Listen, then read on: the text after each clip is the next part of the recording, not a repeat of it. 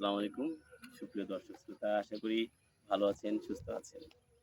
আজকে আপনাদের দেখাবো টাঙ্গাইল জেলার ভূঞাপুর উপজেলার Bhuapur rail station.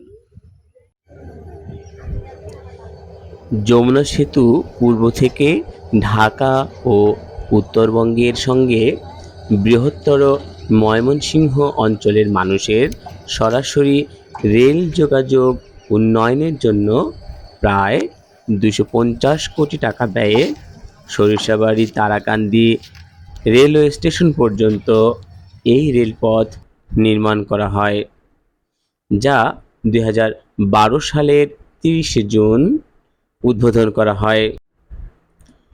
Bhuapur rail স্টেশনটি টাঙ্গাইল জেলার ভূঞাপুর উপজেলা সদরে অবস্থিত।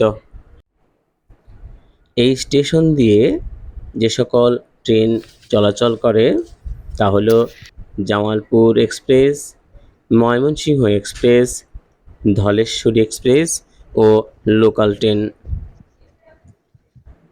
এতক্ষণ যারা কষ্ট করে আমার ভিডিওটি দেখছেন, সবাইকে অনেক অনেক ধন্যবাদ।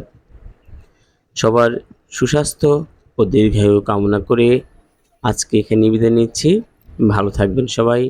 আল্লাহ হাফেজ।